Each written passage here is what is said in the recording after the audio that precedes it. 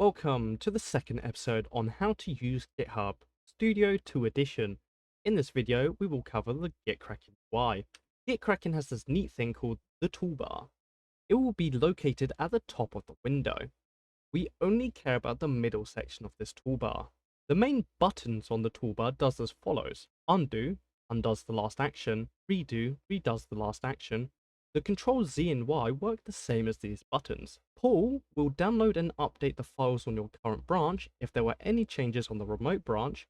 Push will upload any changes on your local branch onto the remote branch. Branch will create a branch on the current branch and commit you are currently on. Stash will create a temporary commit and clears the work in progress commit. Pop will load all the changes from the stash into your work in progress commit. On the left side of the window, you will see a bunch of drop-downs. The only two of importance is the local and remote sections. The remote and local section shows you where the branches are. Branches on the local are on your computer and the branches on the remote are on the server. If there is the same branch in the remote and local sections, they are the same branch. You just need to push any changes on your local branch to update the remote branch and pull to download any changes from the remote branch onto your local branch. You can switch branches by double-clicking on them. The current branch will be highlighted in green with a green check mark next to it. This means that you are currently on that branch. Deleting a local branch does not delete the remote branch and vice versa.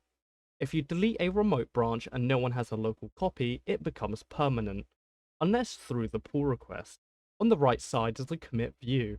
It shows all the information about the currently selected commit. The main parts are the commit message, author, and the files that were changed. If you worked or even opened the project, a blue banner will appear above the commit view. Clicking on View Changes will open the Work in Progress commit view. The Work in Progress commit view is what you use to create a commit. There are three sections in this commit view. The first section is Unstaged Files. In this section contains all the changes the commit will leave out. The second section is Staged Files. In this section contains all the changes the commit will include. What are changes, you might be wondering? Well, changes is what Git uses instead of replacing files to update them. It allows for smaller commits as they only upload the changes. Changes tell Git how the file is edited, added, removed, or moved.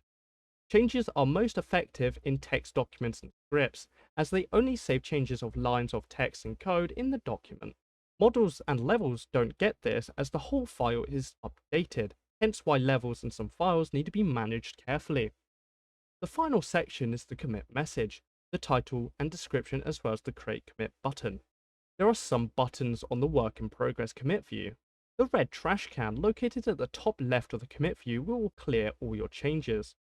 This is useful if you did not mean to edit the project or you want to clear everything back to the original state. The stage and unstaged buttons located next to the section names will mass stage and unstaged changes. This is good for bulk staging changes. You can stage individual changes, remove or reset them as well. In the center, there is a graph view. It shows the history of the project with the branches and commits. The branches are the lines and the commits are the circle. You can also see where the local and remote branches are at. If you see a dotted circle with WIP, this is your work in progress commit.